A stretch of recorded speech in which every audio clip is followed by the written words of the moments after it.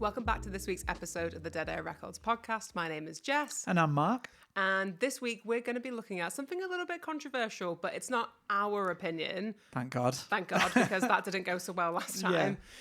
So this week we're taking a look at an article that came out earlier this year by The Independent, which is called the 25 Most Overrated Albums. Saucy. Yeah, it's definitely bait, and I think we have definitely taken the bait. So yeah, I think we're going to dive into these albums and like maybe what it means to be overrated. Yeah. Can it just be a sort of victim of being overhyped? A particular relic that stands out in a new time? Or does it mean that it's just rubbish and, for the bin? So we're going to go through album by album and see if we agree, see if we disagree. But yeah, be great to know what you think of this article and also if you have any overrated albums as well. Yeah. So yeah, you found this article. Yeah, so I found it online and I started looking through it and I thought, this is crazy. Some of the items on there. But to be fair, it is very knowingly like bait, as we said. So they know what they're doing. They're taking the piss a little bit. So should we make a start? Yeah, it's quite a lot to get through. Definitely. And to add on to that, so the Independent define overrated as something that had a critical hysteria when it came out, or maybe that it's been hoisted into a position of historic importance undeservedly. Yeah. But yeah, I don't know. It's very weird. We'll go through it. We'll sketch over some things because there's 25 to get through. And then maybe we'll have a chat about what we think are some overrated albums at the end. Yeah, there's definitely some that I thought would be in here that aren't. Yeah, 100%. But you know. Yeah. Everyone, each to their own. Yeah. Coming in at number 25. Yeah. An album that I had to quickly check the track listing to see which album it was. Right. Madonna's Confessions on a Dance Floor from 2005. But, I mean, it doesn't even make sense. Like, I don't even... Is that the one... Wait, is that the one that's got the ABBA tune on it? Yes, yeah. So that's a banger. So the big single and the big banger is Caught Up. Caught Up? Hung Up? Hung Up. Hung Up. Yeah, yeah. That's a big tune, though. Like, but I don't think it's like over... I don't remember it being highly rated. No, maybe I don't it's remember just being... because I'm not au fait with Madonna. Well, I think it's just they in the article were criticizing it for being like another reinvention, but I'm like that. It's a Madonna album. Madonna has invented the reinvention of each album. Yeah. So I don't really feel like it's deserved of being in this list or in this position. I think we can skip that. Yeah. Yeah. But yeah.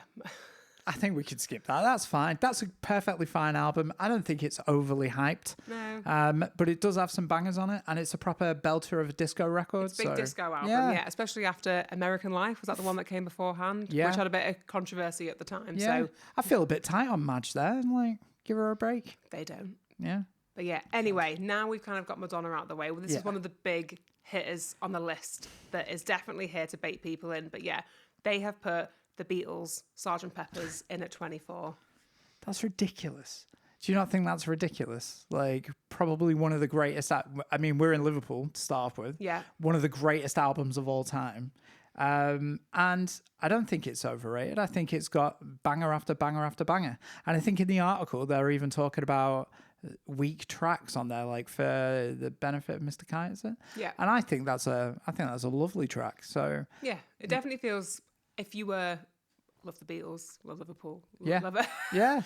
entering into trepidatious ground. But like, I think if you were going to pick another album of the Beatles to be overrated, maybe a couple more would come to mind more than Sgt. Pepper's. I don't want to get in trouble, but like, there are albums in the Beatles back catalogue that, like, you know, I'll be honest, I don't really vibe with the first album. Like, it's a relic of its time and all the rest of it. But I feel like that's lauded. Like, people still talk about, you know, especially in the vinyl community, like the holy grail, finding First Presser, Please Please Me. But Sgt. Pepper, like, leave it alone. I think it's a solid, lovely record. And it's really fun as well. And it's when they start to become sort of like more self-aware with the law and like adding things into it and their little jokes and the fandom. And it's great. There's Magical Mystery Tour, Sgt. Pepper and White Album, right? And they're all like playful records that, you know, and I guess maybe if you're a dead serious muso, you can't really find the fun that was, you know, part of their culture back then like maybe you would think it's overhyped, but no, I love that album. Which are the ones that sell the most in the shop if you were using overrated to define them in that way? It's always Revolver, it's always Rubber Soul and the White Album. But again, like, I don't want to get in trouble, but the White Album for me is very long, I know you're going to bring the Smashing Pumpkins up here, right? But You love a long album. I know, I love that album. Stop it, right? But it is a long, drawn out album, and it's got like all the little piggies and like Rocky Raccoon and all that type of stuff. That's stuff that I could live without, you know. Whereas I think Sgt. Pepper's is single disc album, like solid all the way through. These guys can get in the bin, right? What's next? Next, so a more recent album, they have stuck on here Billie Eilish, When We All Fall Asleep, Where Do We Go? And I think it's pretty sly, including someone's debut record at 17 years old. To put into 17 years old, yeah. Right? And it's a fully formed debut record. I think we were talking about at some point doing a whole episode on debut albums, right? And, you know, if you want to talk about debut records, David Bowie's first debut record is pure trash, right? Billie Eilish comes out, smashes it on the first effort, and they're getting criticised by The Independent.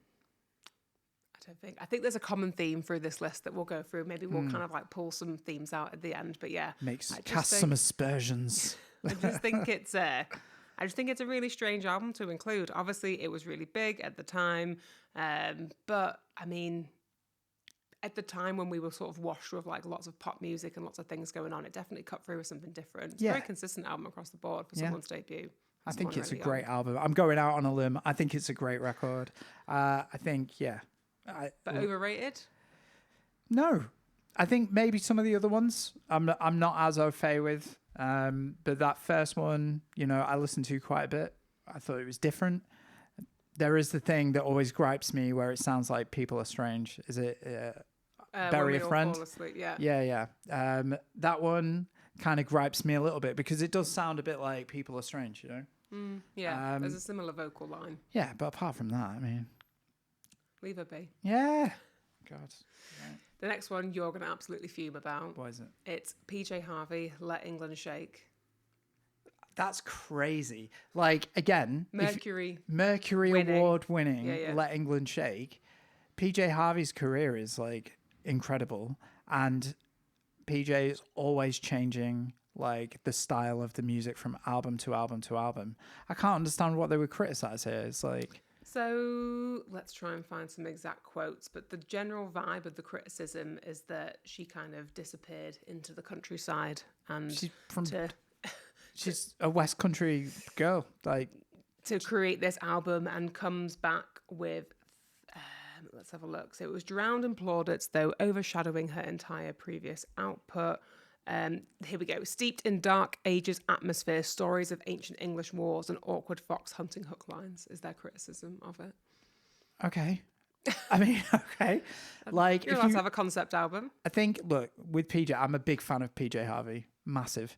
I think... We've still got that first press of Dry. Well, right? Here's the thing. I think those early albums get overhyped, to be honest. And I'm a big fan of the later career. In fact, the last record was stunning. Wasn't really a album that would have singles or popular in that sense, but it was a really good vision. And I didn't realize until much later that the front cover was a Take on the White album as well, which is fascinating. But yeah, the later career is great. And I think this one in particular is very... I know what they're saying. It's very witchy. It feels like, you know...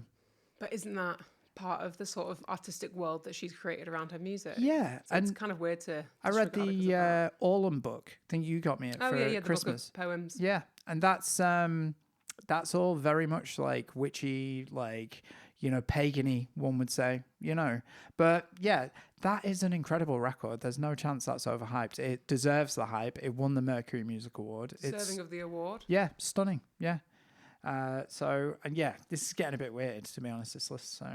Fab. So next they have listed, 2013 release, they've put in Lord's Pure Heroin, which is a really big seller in the shop. Yeah. I would say very popular. Very popular, more popular than Melodrama or Solar Power. Obviously the new one's been a big hit as well. Yeah. But yeah, I just remember when that came out, again, there was lots of like sugary sweet pop music around. And then what came out was this really stripped back, pop album, but it had a bit of alternative edge to it. Lord had very specific vocals that were unique. But yeah, I don't know. I don't remember there being That's the one with such... Royals, right? Yeah. That's a big tune. Massive track. Yeah. The Paper Cup. I just always remember the Paper Cups. Yeah. I think that's a great album. Like, again, I'm starting to notice a theme, though. We've had Billie Eilish. We've had Lorde. Had Madonna. Okay. Weird. So yeah, and it was kind of coming through at the same time as like Lana Del Rey's Born to Die. So there was this sort of shift to more of like a darker side of pop. Mature pop, right? Mature pop. Yeah. Something that's got like a little bit more in it with lyricism. Someone that's coming at it from a bit of an artistic lens in terms of pop. Wasn't David Bowie like a massive fan as well? Yeah. He was like, this is the best breakthrough artist for a lot. I can't remember the exact quote, but yeah, he very much like was like, I love Lorde. Lauded Lord. Lauded Lord. Yeah. Which is a nice, oh lordy, which is a nice segue into, the next addition on this list is David Bowie's Low. Which you love, right? You love that album. Yeah, it's a crazy album. It is a crazy album. It's an album. Very different sides. Yeah, it's an album of two halves, right? So you have the sound and vision and all those great, Philly soul kind of vibes on the first side, but then the other side is like this ambient experimental record. So, and it's from the Berlin years, yeah, right? It's from the Berlin era. And I think, again, like I'm always going to say what could be hyped. I'm going to say Ziggy Stardust is a bit overhyped, to be honest. That's one of the albums that I probably listen to the least. A bold claim. I know. I'm probably going to get some backlash from that, but I do think it's overhyped for what it actually is. But Low is like it's like a masterpiece, isn't it? It's like, he was trying something new. He was working with Lou Reed and Iggy Pop and people like that at that period of time. And I felt like it's that's crazy. But I think that's maybe why albums can become, I guess they're saying in this context that it's overrated, but why albums can become so important because they signify certain times in music history. So this is part of that really specific era, musically, politically. It is working with Lou Reed and Iggy Pop. So, I mean, that's not me saying it's a bad album. Yeah. I just wonder if that has contributed to the myth of it being overrated, maybe. Yeah, I read an album of two halves, much like the Berlin Wall. I don't know if that was the intention behind the album, but that's kind of what they're attaching to the perception of it. Poppycock. That's what I'm saying. Oh my God. Bring it back. Yeah. Bring it back insults. Bring it back poppycock. Victorian insults. Yeah. I don't know if it's Victorian, don't quote me. Yeah.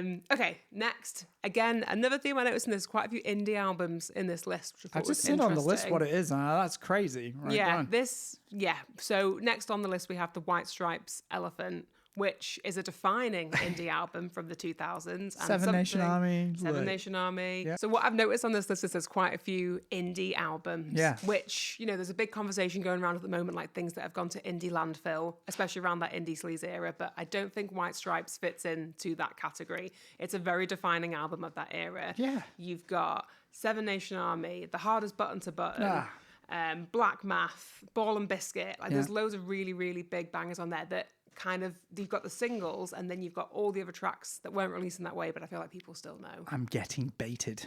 Yeah, big time. I definitely think it's been here. Yeah. Put them there for a reason. Yeah, it's a great album. In fact, I think it's probably one of their best albums. I think so anyway. So. And the kind of the impact that it's had since then.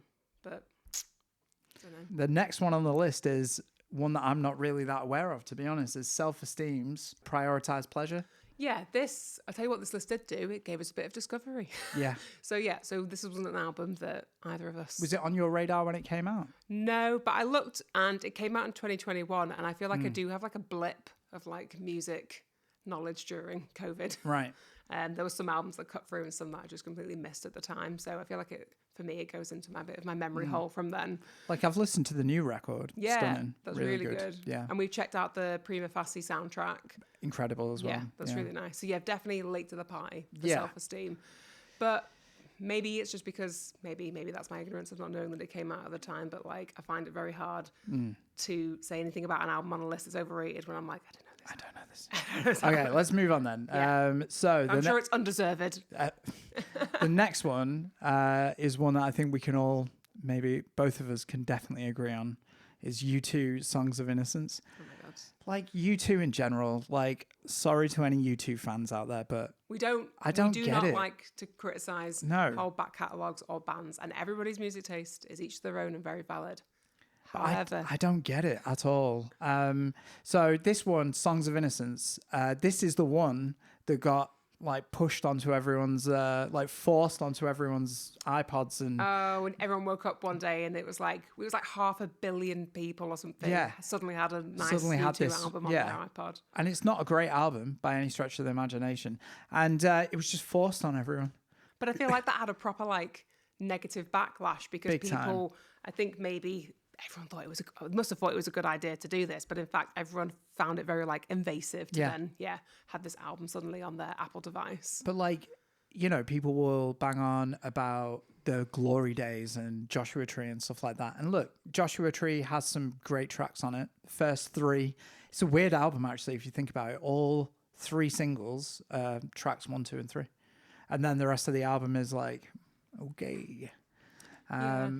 But yeah, I wonder if there was a pressure to like record that, and because that was like an album that they really wanted to push and launch them in America, right? Joshua Tree. Yeah. And they use like even the album artwork is very much like set in the desert. There's an Americana vibe there. Yeah. But yeah, I don't know what U2 have done or what contract they've got, but they've always got seem to be right? They must in the front of the queue every time something they've got dirt technologically on advanced. They've got dirt on someone because they got the Sphere. Let's go back to the beginning. They had, do you remember when the iPod was even announced? Yeah. It was like they were the main song. Do you remember the little silhouette adverts with the white headphones? Yeah. Iconic. Yeah. Then they slid their album onto everyone's phone. And then the Sphere opens in Las Vegas, first residency. U2. When they haven't even got a new record or anything. Maybe they do. I don't know. Like, at this point, I don't know. But I feel like, are they bigger in America than they are? They're massive in America, I think. But I don't get it. I don't get it. No. I want to get it. Do you?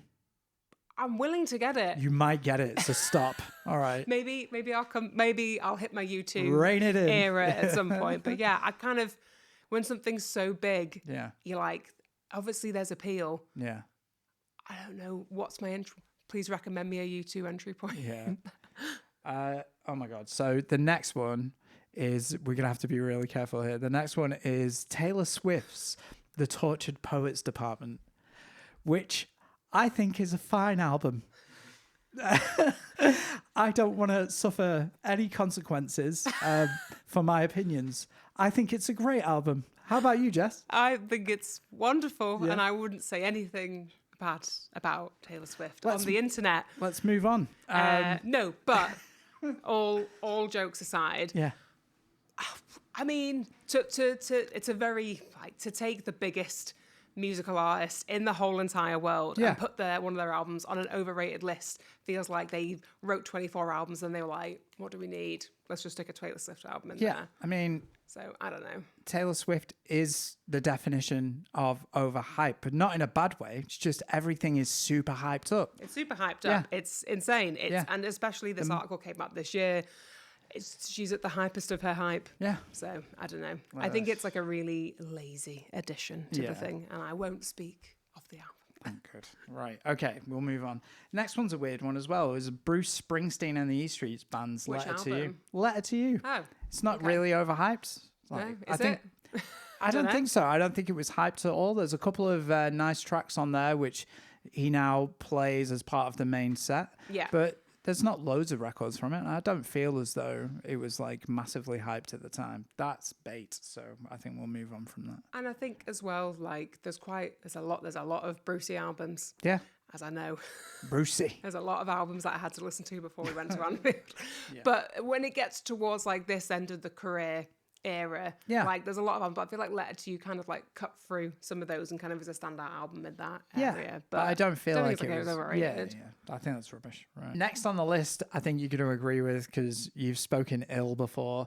Sex Pistols. Privately. Yeah, Sex Pistols, never mind the bollocks. You say your piece first. Okay, so look, I don't think it's overhyped, but it's not a great album by any stretch of the imagination. But this is one of those occasions where it's not about the album; it's about the impact of the record. Mm-hmm. Prior to this, people were in the backdrop still of the 60s and all of that type of stuff. And a lot of it was crap music coming out, mulch, slop.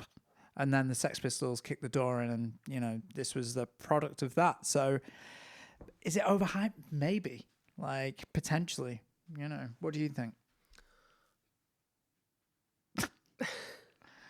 Yeah, I agree. It's a tough one. It's one of those seminal albums. It's a key part of punk history. It's a key part of like that impact that's been gone ever since. But it's the one and only album that Johnny Rotten's on of the Sex Pistols. I think it does. I understand why it's on this list. Stammering. Yeah, I'm panicking. The panic of everybody telling me off. But yeah, I think maybe it's deserved to be on this list. Okay, interesting. All right, well, we'll move on. A very different vibe next. Boy Genius, the record. What do you think? Well, if it's very hard. But everyone's going to come for me if I'm like, yeah, Sex Pistols should be on there, but also Boy Genius. I don't know.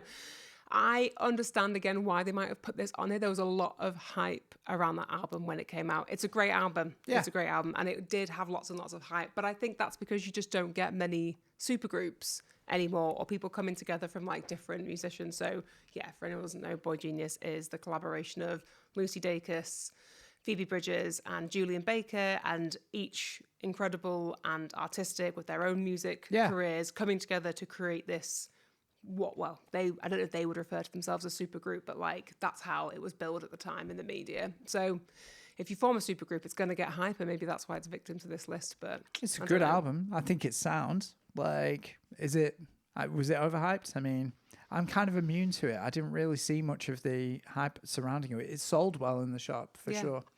Okay, well, I think we'll move on. Next, Van Morrison, Astral Weeks. For me, that's crazy because that's like a staple of 60s psychedelia, really. I grew up with that record. My dad was a big fan of Van Morrison.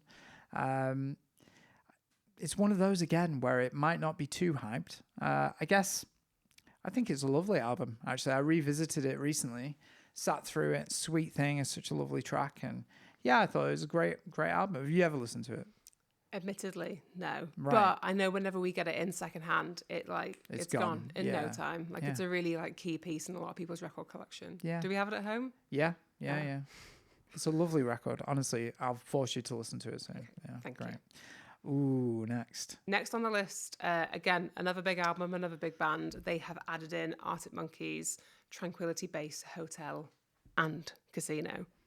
Okay, so look, we were contemplating doing a albums ranked thing. Yeah, so similar. So last season Monkeys. we did a Radiohead ranked their discography, and we were thinking about doing Arctic Monkey ones this time around because we have different opinions, and I think a lot of Arctic Monkeys fans also have different opinions about what their favourite album is.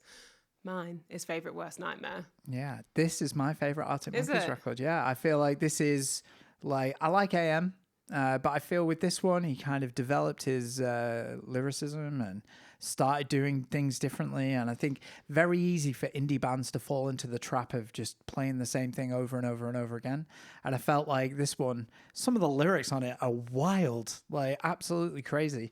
And I guess it did get overhyped because everyone was like, oh, they're coming back, they're doing another new album, it's like great. And then he basically drops the bomb that we're no longer this indie band now. I'm the schmoozing guy. Like, do you know what I mean? It's suave. I'm like, a suave. Which is coming in AM. Like, you can hear it there, but they've still got... And yeah, I wonder if they've always been commercially successful, but like AM was fucking massive. Yeah, and I wonder if that was just like, right, full creative freedom now. You have a Tranquility Base, Hotel and Casino. It's like a Mark speaking, all that. There's all the models. It's like it was a really well thought out proggy kind of idea. Like, so I don't know. I like that album. I really like it. I don't think it's overhyped. I think it's under recognized. Yeah. I guess similar, like The Car then came after that. Like they carry on going down that exploration of like. Yeah. What would you call it? The Car. No, like what would you call that vibe that he's doing? I don't know. He just enters into his sort of like suave era. Yeah. It's probably a better word for it. Yeah. It's like he's got a glass of wine and it's like having an evening. And his accent totally changed as well. Yeah, he lost a bit of Sheffield when... He definitely did. I think it's great. I think it's a brilliant record. It's great. I think it would be wild if your first introduction to Arctic Monkeys is through that album, and then if you were like retrospectively going back through the discography, you'd be like, how did we get here? Yeah, how did we get here? That's crazy. So, but yeah, and again can see why it's on the list, because everyone was a bit like whiplash from the change in direction, which created hype around it. Yeah, but I wouldn't necessarily say it's overrated. Yeah, I disagree. Very divisive. Yeah, but I like that. I think it's brave. Yeah. Okay, next, go on. So next on the list is the 1975, A Brief Inquiry into Online Relationships. They always have really long album titles. Yeah, I know. I'm just going to go on the record. Again, if everyone likes the 1975, don't come at me. I'm like, it's fine. I don't get it. Again, I just don't get it at all. I just find it like, I don't want to, a bit of slop content, if I'm honest. I listen to it. Back. I know. I kind of listen to it and I'm a little bit like, it's fine. It's great. I struggle again. I don't know. I just feel like I woke up one day and they were massive. Headline Glastonbury, for God's sake. Well, that's very far into. Yeah. But like even like back in, I just feel like I woke up one day and they were suddenly massive and they just went from like to insane. And I don't know if maybe that's nepotism. No, I'm joking. Whoa. The music world is littered with it. But I don't know. I don't get it. Again, I did listen to this because I was like, you know what? I'll give them a chance, but it's not my cup of tea. And maybe there was a lot of hype around it at the time, and that's why it's on this list. But I don't know. Can't really speak much to it. Jess, the next one's going to infuriate you is Jeff Buckley's Grace. No. Yeah. I mean, this is just plain wrong. Lies. Done. Close the laptop. Yeah. I don't know why this is on this list. I love this album. I'm a big fan. There's no way it's overhyped. I do hate how Buckley started the trend of the Hallelujah cover, because I'm a massive Leonard Cohen fan. And everyone, X Factor and all those versions of people endlessly. You can't hold him responsible for the endless renditions when of I'm walking Hallelujah. through town and I'm hearing someone warble Hallelujah, I'm like, please stop it. It's not how Leonard intended. Leonard did not write it that way.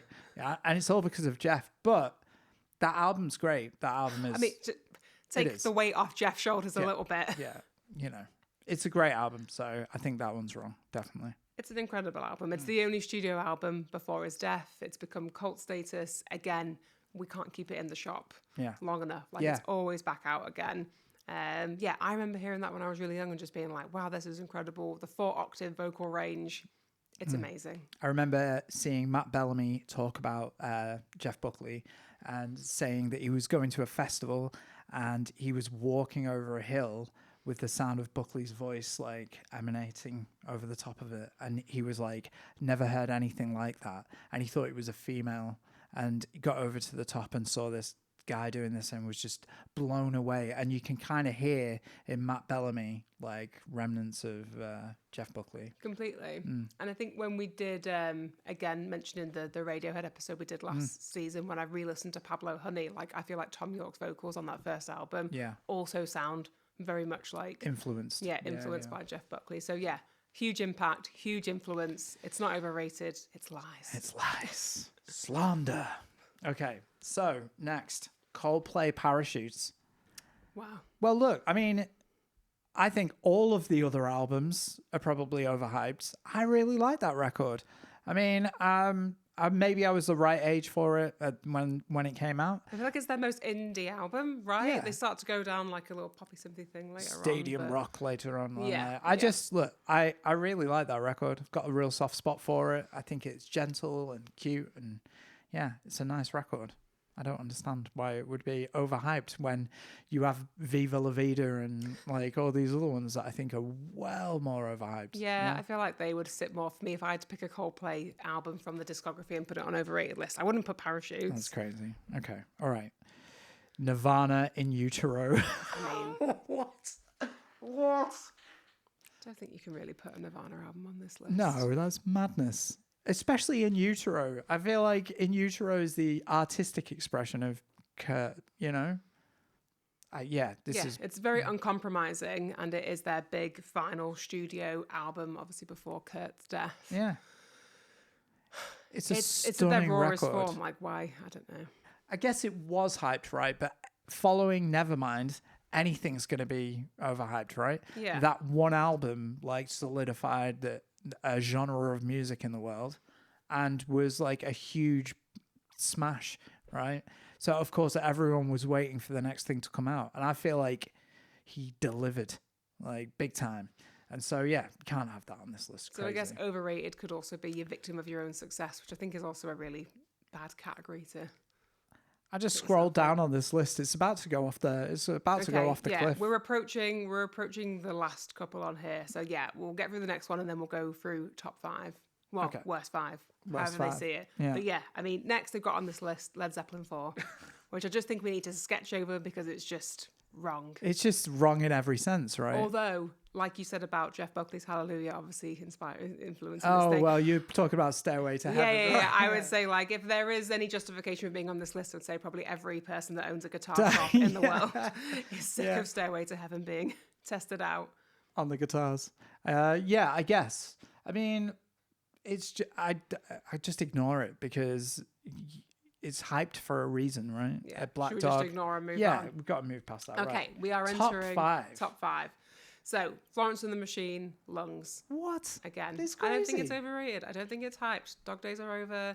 Huge debut again. Lots of indie, pop, and soul all coming together. Big I remember hearing orchestration. it and being like, I've never heard Anything quite like this. before. Yeah. Okay, Bush. But yeah. Wild album. I think it's great. Sells really well in the shop as well. Yeah. Not overhyped at all. No. I think it deserves the hype. Yeah. And like Florence has forged an incredible career and again, like reinvented herself each time with that too. Yeah. But true to that, sound that she's created and that visual world that surrounds her work. Similar to kind of PJ in a way. Like, that's mad. That's absolute madness. For the artists that are on here that kind of like are pop, are indie, like that all sit slightly alternative of that. I feel like they've included all of them. Yeah. Don't know. Bit tight. Okay, next up on the list is Captain Beefheart's Trout Mask replica, which is... It's divisive, right? But if you don't get it, fine. Like, don't put it on your list. Don't put it on the list. Yeah, I mean, it's hyped for a reason. There was nothing like it at the time. But this album's gone on to like influence Tom Waits and, a plethora of artists who were stuck within the boundaries of like their musical constraints. Yeah. And then they listened to the back catalogue of Captain Beefheart and realized anything goes. Yeah, it's really, if you don't listen to it, it's a crazy wild ride. It's very experimental. Very percussive. I was reading as well that like they locked themselves in a studio for 9 months and like only had certain permissions to leave as well. So I think there's like a lot of madness. A lot of madness. In there. But I think as well, it only got recorded in like 8 days or something. I think it was over and done with like that, but they rehearsed it for ages. So the madness from the performances kind of from the rehearsals just bleeds into the performance in 8 hours and then it's done out. Crazy. Again, we get asked for it a lot in the shop. It's hard to get actually. Yeah. Next up, The Horrors Primary Colours. What? I had to double check which album this was. Yeah. Again, as I said earlier, I feel like second album, right? Second album, so it's the follow-up to like the big debut, which had like Jack the Ripper on. Yeah. It burst onto the scene. Everyone was like, who are these drain pipe wearing goths? Yeah. Birthday party sounding Nick Cave, early Nick Cave vibes. For I think. sure. And then you listen to this record and it's actually really polished, really well considered. Yeah. And I would say like the first album is very like Birthday Party, Nick Cave, and then the second album feels very like Roland S. Howard. Yes. Solo, a bit more mature. Very good. But yeah, I actually really enjoyed. Thank you to this list. I actually really enjoyed listening back to this.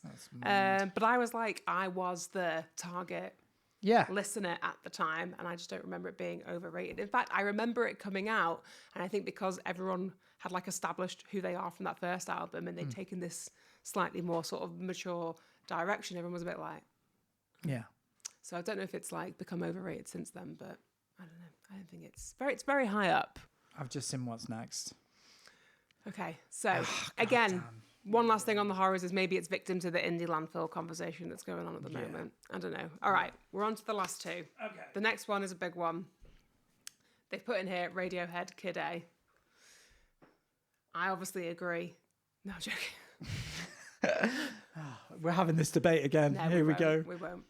Like, it's not overhyped. Look, it was coming off the back of OK Computer. I've said all this before, but... Just insert clip from... Yeah, exactly. It was coming off the back of OK Computer, and they must have been thinking, well, how the hell are we ever going to top that? Like, what are we doing?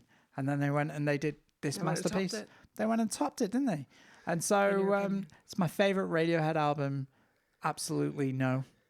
Done. I love how your defense through it's just like I'm emotional. It's my favorite, so no. Yeah. And enough said on that. Enough said on that. That's absolute garbage. No. Okay, so then we'll wrap it up with their top album that they've included on this list, which is Interpol's debut album, Turn on the Bright Lights. That's an absolute damp squib to end on. I know. Yeah. I feel especially if you had like Sex Pistols, Radiohead, Florence and the Machine, and then as we were scrolling down the list, as you do, eager to find out what the final bait is, I was like, Interpol. Interpol. It's a nice album. That's a lovely, perfectly fine record. Yeah. I don't remember it being overhyped. No. I think. Yeah. All right. Well, let's leave that there then. Like, Interpol, you're all right in my book. There we go. So, what's missing? That's the question then. What do you think is missing from this list? From overrated albums, again, I don't really like to be negative about an artist. Be negative, Jess. Or a back catalogue. Let the dark thoughts out. But if I was going to add an album, I would maybe say Blur's Park Life. Oh, that's saucy. Yeah. I'm glad you didn't say The Great Escape because it's got the Universal. It's got the Universal. Yeah, so I can't yet. Yeah. But I don't know. It just in the Britpop era. I wasn't old enough for the Britpop era, but in retrospectively looking back at the Britpop era, I side with Oasis. But I also say you say this a lot. So there's a lot to you. Oasis versus in a world Blur. In a world of Oasis and Blur, I always choose Pulp. Yeah. Like for me, that is where I sit in that like Britpop era. I think Blur were tourists, really. They were like rich kids who were pretending to be working class. It doesn't really vibe well with me at all. But there's some incredible songs, but they've got girls and boys on that one. That's a big record. Part Life is a killer. But I get it. I totally get it. Yeah. If we're talking about overrated being like hyped, then that for me would be it. My pick would be. Again, I'm not saying I've got to be careful, right? I'm not saying the whole back catalogue, but this album in particular it grinds my gears. Red Hot Chili Peppers, Blood Sugar Sex Magic. I hate it. Honestly, I don't know. I had a couple of friends who were mad on it when we were younger and used to play it all the time. For God's sake. And I just don't get it at all. It's just, I don't get that band at all anyway, to be honest. Wow. Yeah. California. Like, I just don't get it at all. Like, it just, Not what about you? What do you think? I remember, by the way, being one of the first CDs I bought as a teenager. That's an awful album. I'm sorry for any Red Hot Chili Peppers fans out there. So I bought, by the way, I bought Eminem and I bought the best of R.E.M. Oh, no, not the best of R.E.M. In like a HMV 3 for something deal. Right. And so I liked that. And like that was my first entry point into Red Hot Chili Peppers. Yeah. But I don't like them now. I just think I don't like the sound. I don't like the funk. Hyper sort of masculine to the point of misogyny, like the way it just feels like a dirty record. When I listen to it now, I'm just like, ugh. Yeah, it's very like hypersexualized. Yeah, it's just not great. Speaking of which, I would also put on there 9 Inch Nails, The Downward Spiral, which I know is controversial and is not going to go down well with anybody, but I don't know. I don't get it. Yeah. I don't get it. I don't know. That's a bit of a sleazy record as well. Yeah. It does feel that way.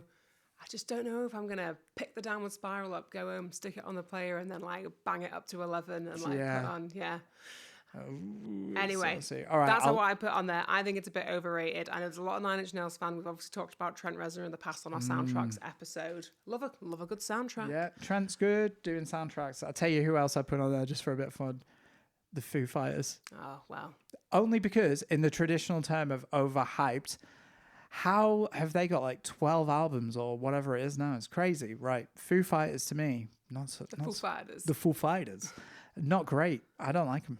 I'll be honest. Wow. Yeah, and Dave Grohl's probably not the Mr. Nice of rock that everyone paints him out to be. I'm always very doubtful when someone says they're the nicest person. I'm like, are they? Okay, right. That's list done. All right. No more shit talking. No more. I feel like I need to go and like wash my mouth out with soap. Yeah. Okay. So this is the part of the podcast that we call Across the Counter, where we like to talk about some of the really special things that have come into the record shop. This week has a bit of a Liverpool theme, which is really exciting. Very cool. Yeah, but not, as you would think, not like the classical, if you're like, oh, a Liverpool theme, we're going to talk about the Beatles, we're going to talk about this. No, different. I am actually going to talk about the Beatles. Straight into the Beatles, yeah. But it's different. So this record came across the counter, which might look a little bit familiar. So this is by an artist called Rutherford Chang, who sadly passed away earlier this year. Yeah. So Rutherford Chang is a visual artist, and he had this art project called We Buy White Albums. Yes, I saw this. So you might know this if you went to an exhibition at Fact in 2014. So Rutherford came and installed a sort of pop-up white album record shop there. And so Rutherford would take the project all over the world, and the invitation was for people to come and sell him their white albums. And he had them all displayed. And he would display them, And I think it had to be like one of the original runs. It had to be numbered. Like a top loader. Exactly. Yeah. And so you, as like a person, you would get to like go and like see all these white albums on display. But he was sort of like obsessed with this like blank album being repeated and looked after. And so he created this and pressed it on vinyl, which is a recording of many, many white albums on top of each other. I think you can go and listen to it on SoundCloud. So we'll put the link in here, or maybe drop a bit of sound in if we can. And then he created the artwork by like scanning and replicating all of the copies of the white album on top of each other. Yeah. So it's not a record that you would maybe listen to. It's definitely more of like an artistic project. But no, it's a really nice thing to have. And the reason why this exists is because if you went and sold your white album to the artist, which we've still got the receipts of when this was sold. That's really cool. Then in return, you would get a copy of this. Right. So they're extremely limited. There's only X amount of them that exist. This one is still sealed, which is very nice. Yeah.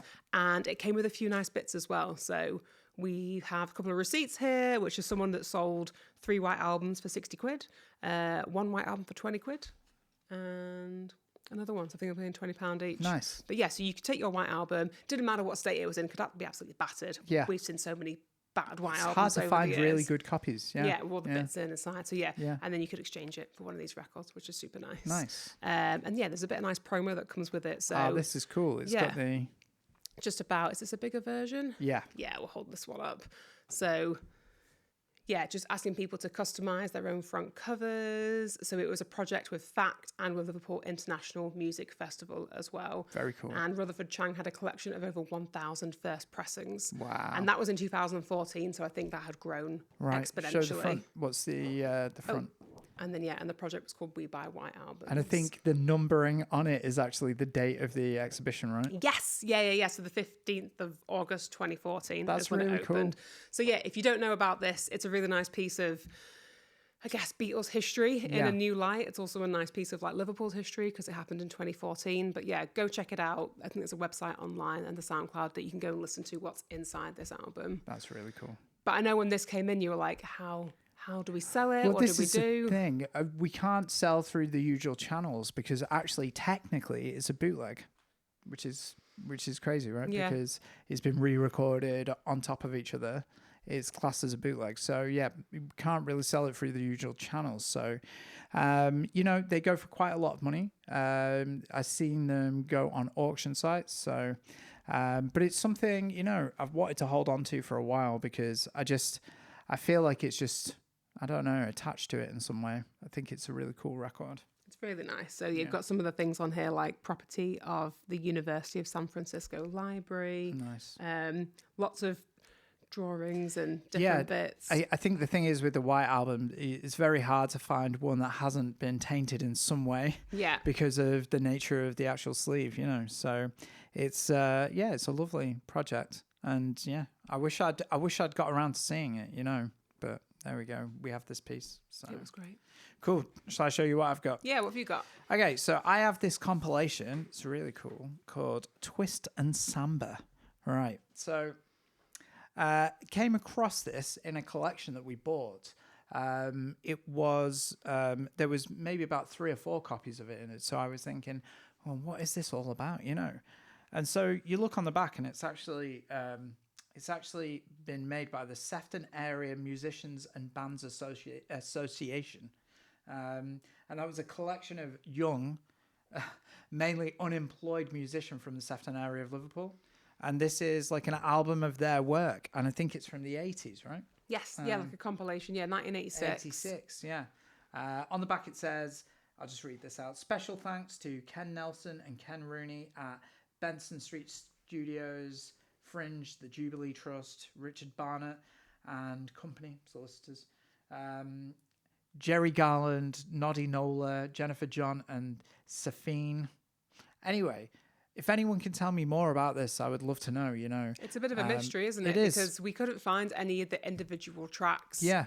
And we couldn't find much on the bands that are on there. Yeah, but it is a compilation of unsigned local bands artists, from Liverpool in 1986. And I played it, and it's really good. There's loads of great, like, post-punk kind of indie bands, and you just think, oh, man, this is like a relic of that period of time. Like, the ones that we got were in pristine condition as well, almost as if they were never played. But yeah, and what great artwork. Jess, what do you think the font is that they've used there? They have used, I believe that's papyrus. Papyrus. Wonderful. On the Samba part, which could do a whole other podcast on Yeah. that. But, and I was looking up where Benson Street is because I was like, oh, it's not a familiar street for me. And it's just by Grand Central. Oh, right, So it's okay. like around the back of there. So at some point there must have been a music studio there. Some of the artists on here are fairly well known, like Bamboo Fringe. But then there was other artists we couldn't find anything on, like Innocent Fates, the Big Bash Band, Jenny Lind, Six, the Beetroot, Fallen People. Like, yeah, so look, I love this. I thought it was great. I stuck it on and I was like almost transported back to that period of time. You can really hear the city in this compilation. So if anyone has any information, we'd love to know more about it. Yeah, just to understand it a bit more. And we've got a couple of copies, I think. We've think already so. sold a couple of copies. And interestingly, where have they gone to? So we've had 2 copies go both to Japan, which I think is very interesting. Very interesting, yeah. So we have a couple of copies left if anyone's interested. Also, as I just said, like if anyone knows anything about it, please let us know. We'd be really interested to find out more. In this next section, we're going to shine a light on some local talent. This week, we're going to talk about the artist Blue Jean. Oh, I really like this. You introduced me to Blue Jean. Yeah. Love her music. So this was a recommendation off a friend of ours who is a regular in the shop. And we took pleasure in having a listen to the music. She is an indie alternative singer, but plays guitar, really warm and fuzzy guitar tones. Kind of reminds me of like Nancy Sinatra. You know, the Nancy and Lee era of Nancy Sinatra. That sort of like really warm. It's not a Wurlitzer sort of It's like. a kind of vibe, yeah. Haunting in a way. Like, and it's just spooky. Very spooky. And for it just to be done by somebody at such a young age is like incredible. So, it kind of, again, reminds me of the Doors, 60s vibe thing going on. Really cool. There is a 4-track EP to check out called Little Intricacies, which was released in 2023. So I've really enjoyed that record. So maybe it's something down the line we can organise a session, hopefully. That'd be really good. That'd be really cool. Yeah, if you want to see her live, she's playing at the Casimir Stockroom on the 8th of October, and that's supporting Cosmic Crooner. Cosmic Crooner's cool. So that'd be a great gig, yeah. Have you got anything for us this week? So I stumbled across, while I was having a little scroll on Instagram, I found that someone set up a new page for jazz gigs. Oh, nice. Which is really nice. Right. It's, can be really difficult to find a sort of a place where everything is compiled together that's happening in the city. But if you're into jazz, then I would well recommend checking it out. So their handle is @LiveJazz in Liverpool. Very cool. And so, it's a new Instagram page dedicated to posting daily listings of Liverpool jazz gigs. So you can go on there and see exactly what's happening in the city tonight. Nice. Jazz-wise. So, and they've also got things from outside of the city centre as well. So I saw a couple of them from Prescott. So it's really thinking about the city region and the jazz gigs that are happening there. And you've got venues on there like Petit Café de Coin, District Fredericks, La Prativo, the Red Line for your city centre venues. But just always really appreciate and thank people for their time, where they're like going to every single different website to try and compile it in a nice, easy way to find. So yeah, go show them some love and follow it. Yeah. So that was at Live Jazz in Liverpool. Amazing. Excellent. Great. Well, thank you so much for joining us this week. Hope you enjoyed this episode. Again, let us know if you have any overrated albums that you want to add to this list. Any that you think like that shouldn't be on there. Yeah. And if you know anything about the Twist and Samba record as well, it'd be good for us to learn a little bit more about Liverpool's history through that comp. Yeah, please let us know. Okay, so what's next week, Jess? So next week, come back because we have a very exciting interview with Will Sargent, the guitarist from Echo and the Bunnymen. Spoiler, we've already recorded the conversation with him. It's a great conversation. And oh my God, one of my favorite bands ever is Echo and the Bunnymen. Incredible. And it was just such a pleasure to like sit down with him and get his insight into the albums and the recordings and stuff like that. So it's incredible. Please check in with us next week. Yeah, Will also brought along some of his records with him as well. So we talk all things vinyl, his relationship to music. It's great. Come back Thursday next week. 5 p.m. And yeah, thanks so much for watching. See you next time. Take care.